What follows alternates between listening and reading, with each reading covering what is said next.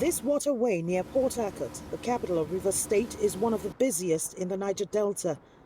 Passenger boats and merchant vessels frequent it, but it's also heavily patrolled by Nigeria's Civil Defense Corps looking for smugglers of illegally refined fuel. We join the Corps patrol boats on the hunt for vessels ferrying illegally refined fuel. It's nearly impossible to distinguish between smugglers and regular merchants, so each vessel is treated with suspicion. After several hours on the hunt, the Corps storms this barge, and their suspicion is proven right.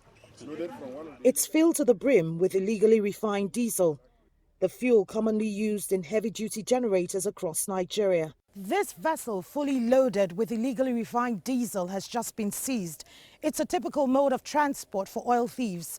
Nigeria's Civil Defense Corps says it will require a court injunction for the owners to forfeit it, but they'll have to go through a grueling process to get that done. Investigation will commence. We've apprehended them. We are taking them to the command. We will commence investigation. And if we find them culpable, we will charge them to court. In that process, we will apply for a forfeiture of that vessel to the federal government. And in the course of our investigation, we will try to find out the bigwigs that are behind them. 2 suspects were apprehended. 2 others fled on seeing the patrol boats. Oil theft in the Niger Delta is a highly organized crime. The suspects say they never get to know who they work for. So this very one now, he sent us to Billy to go and load from somebody there. The man called Shaman, but I don't know his personal name.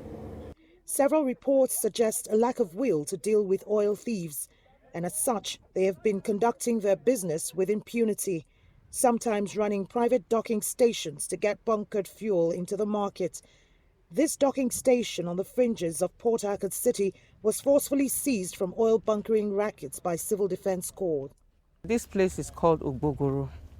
In those days, it used to be a big market for illegally refined petroleum products. But we got to know about it.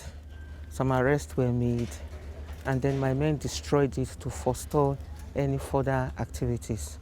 The facility that served as big warehouses with a mini refinery is now under watch of the civil military. Nigeria is supposed to be exporting some 2.2 million barrels of crude oil per day, but it struggles to maintain a steady supply of half of its capacity. Oil thieves frequently hack into pipelines and siphon crude oil to be refined locally. That, combined with outright pipeline vandalism, have turned Africa's giant into unreliable supplier in the global oil markets. Kelechi, Emekalam, CCTV, Port Harcourt, Nigeria.